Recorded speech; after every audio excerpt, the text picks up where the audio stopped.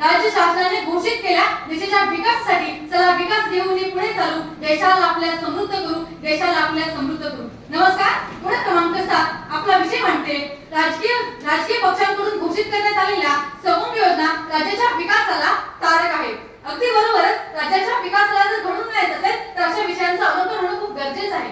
मला सांगा, भारत सरकारकडून अशा महिलांच्या सक्षमीकरणासाठी अनेक योजना काढण्यात आल्या. गेल्या वर्षी अर्थसंकल्प 2024 मध्ये महिला गुंतवणूक तर महिला सन्मान योजना काढण्यात आली. यानंतर 2015 मध्ये बेटी बचाव बेटी पढाव या मोहिमेचा भाग म्हणून समृद्धी सुकन्या योजना ही काढण्यात आली. आणि आता नुकतीच माझी लाडकी बहीण योजना आणि ही काढली माझी लाडकी बहीण योजना सुरू केली असताना सुद्धा सुभद्रा योजना सुरू करण्याची सुद्धा घोषणा केली आहे. आणि या योजनेच्या मार्फत मुलींच्या शिक्षणाचा आणि लग्नाचा खर्च करण्याची आता आपल्याला काहीच गरज नाही. कारण काही योजना केंद्र सरकार काढतं तर काही राज्य सरकार काढतं. मग यातूनच सगळ्यात पहिली मला योजना सांगावीशी वाटते ती म्हणजे सुकन्या समृद्ध योजना. या योजनेत मुलीच्या जन्मापासून ते वयाच्या 10 वर्षापर्यंत पालकांनी त्याच्यामध्ये गुंतवणूक करायची आणि या गुंतवणुकीवरती सरकार 8% व्याजदर देत आहे. मला सांगा, जर आपण मुलींची गुंतवणूक तिच्या वयाच्या 18 वर्षापर्यंत केली आणि यातूनच पुढे सरकार व्याजदर देत आहे, यामध्ये टॅक्स सुद्धा फ्री आहे. मग मला सांगा, जर यातून टॅक्स फ्री असेल तर आपण त्या मुलीच्या खात्यामध्ये दर महिन्याला 1000 रुपये गुंतवले तर वर्षाचे झाले 12,000 रुपये.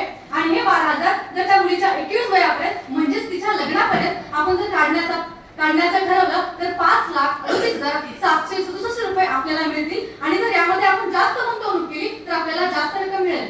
या पुढे जाऊन विचार करायचा झाला तर दुसरी योजना म्हणजे बालिका समृद्धी योजना. या योजनेमध्ये आपल्याला गुंतवणूक करण्याची गरज नाही, कारण याच्यामध्ये सरकारच गुंतवणूक करतो आणि सरकारच व्याजदरही देतो. मला सांगा, जर मुलींच्या भविष्यासाठी या योजना चालू आहेत तर याच्यामध्ये मारक गोष्ट कुठली आहे? आणि यातून म्हणजे त्या मुलीचा पैशाचा जो खर्च आहे ते घरचे वापर करू नये म्हणून त्या मुलीच्या थेट अकाउंट मध्ये हे पैसे पडतात. या पुढे जाऊन बघायचं झालं तर सीबीएसई उडान स्कीम या योजनेअंतर्गत मुलींसाठी ऑनलाईन आणि ऑफलाईन या शिक्षणाची व्यवस्था सुद्धा मोफत प्रदान केली आहे. आणि याच्यामध्ये मुलींना अभ्यासाचं साहित्य एवढंच नव्हे तर टॅबलेट सुद्धा देण्यात आलेले आहेत. आणि याचा वापरही योग्य होत आहे. याचा वापरही बऱ्याच मुलींनी याचा फायदा करून घेतला आहे. या पुढे जाऊन बघायचं तर सगळ्यात महत्त्वाची योजना म्हणजे माझी कन्या भाग्यश्री योजना.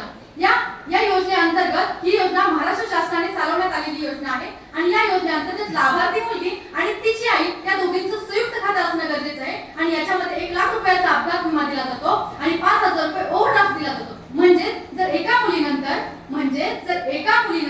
जर कुटुंब नियोजन केलं असेल तर तिच्या अकाउंटमध्ये 50,000 रुपये गुंतवले जातात आणि यावरती व्याजदर सुद्धा सरकारच देतो. आणि आपल्याला ही योजना दर 6 वर्षाला काढता येते. म्हणजे याचा अर्थ असा झाला तर मुलीच्या जन्मापासून वयाच्या 6 वर्षापर्यंत टाकलं तर 6 वर्षाला आपल्याला तो दर मिळू शकतो. आणि पुढच्या जो वर्ष येणार आहे त्याच्यामध्ये 50,000 रुपये गुंतवले जातात आणि पुढच्या 12 वर्षाला आपल्याला पैसे काढण्यात येतात. मग मला सांगा, जर मुलींचं शैक्षणिक वाटचाल पुढे जात असेल तर याच्यामध्ये मारक गोष्ट कुठली आहे? सरकारने देशाच्या विकासाचा आणि मुलींच्या भवितव्याचा विचार करायला लागलाय. मला सांगा, एक काळ असा होता ज्यात मुलगी फक्त चूल आणि मूल हेच बघत होती. पण या पलीकडे जाऊन अशा योजनांच्या मार्फत जाऊन मुली आज शिकायला चालले, मुली आज पुढे जात आहे. मग याच्यामध्ये मारक गोष्ट कुठली? इथं माझ्या प्रतिस्पर्धींना असं सांगावंच वाटतं जे प्रतिकूल विषय घेऊन आलेले आहेत तिथं. आणि या पुढे जाऊन बघायचं झालं तर राहण्यासाठी घरकुल हवे, राहण्यासाठी घर नाही. मग याची सुविधा कशी होणार? मग यातून असं सांगावंच वाटतं की याच्यामध्ये 50,000 ते 2 लाख रुपयापर्यंत अनुदान दिलं जातं आणि तिथून घरकुल मंजूर केली जातात. पुढे जाऊन बघायचं झालं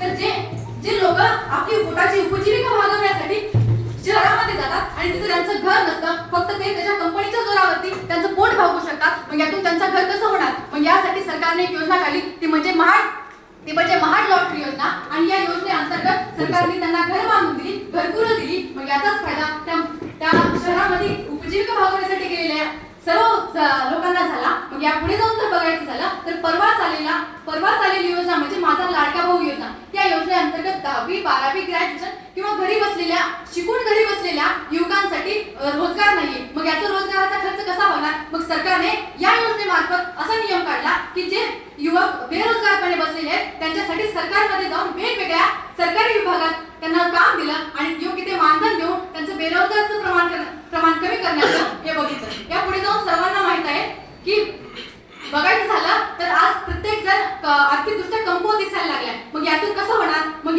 यात बदल करून सरकारने असा नियम काढला की मोफत हॉस्टेल ही कित्येक वर्षापासून चाललेली योजना आहे. या मोफत हॉस्टेलच्या प्रकरणामध्ये तुम्हाला म्हणजे ज्या लाभार्थी जो मुलगा आहे किंवा मुलगी आहे तिला एक हॉस्टेलमध्ये स्वच्छ अशी रूम, एक कॉट, टेबल, खुर्ची आणि जेवणासाठी एक असं दिलेलं आहे म्हणजे जेणेकरून गरीब मुलांचं शिक्षण सुद्धा राहू नये, ते आर्थिकदृष्ट्या सुद्धा पुढे जावं हे इथं सांगावं असं वाटतं. या पुढे जाऊन विचार करायचा झाला तर आपल्या देशामध्ये जे संशोधन करतात, विशेषतः पीएचडी करणारे संशोधक आहेत, त्यांना दरमहा 42,000 रुपये हे प्रतिवर्षी दिलं जातं. आणि जे परदेशामध्ये असे संशोधन करतात त्यांची आर्थिकदृष्ट्या सबल व्हावं म्हणून त्यांना तिथल्या करन्सीनुसार हे अनुदान दिलं जातं. मग यापुढे जाऊन बघायचं झालं तर छत्रपती शाहू महाराजांनी डॉक्टर बाबासाहेब आंबेडकरांना जी फेलोशिप दिली होती, अगदी त्याचप्रमाणे 2022 मध्ये सुद्धा ही मराठा समाजासाठी साथी नावाची फेलोशिप चालू करण्यात आली आणि ओबीसी समाजासाठी महाज्योती नावाची फेलोशिप चालू करण्यात आली. म्हणजे याच्यातून आपल्याला असं शिकायला भेटतं की जो मुलगा कुठल्याही जातीचा धर्माचा असो त्याला आर्थिकदृष्ट्या शिक्षणामध्ये कुठलीच अडचण येऊ नये म्हणून सरकारने या सगळ्या योजना चालू केल्या आहेत. या पुढे जाऊन बघायचं झालं तर माझी लाडकी बहीण योजनेचा जर विचार करायला गेला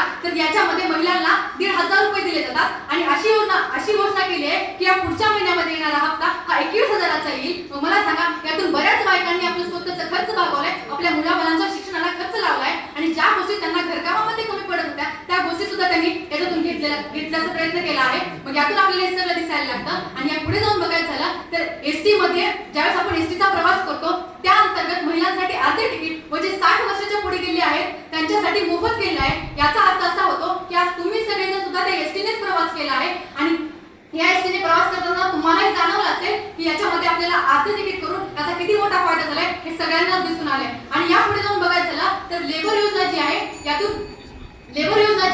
यातून कामगारांचा जो मुलगा आहे त्याला इंजिनिअरिंग किंवा मेडिकल साठी जो खर्च लागणार आहे त्याला दरमहा 60,000 रुपये दिले जातात आणि मग त्यातून त्याचा फायदा होतो आणि या सगळ्या विकासाच्या गोष्टी आपल्याला दिसायला लागतात. मनपूर्वक धन्यवाद.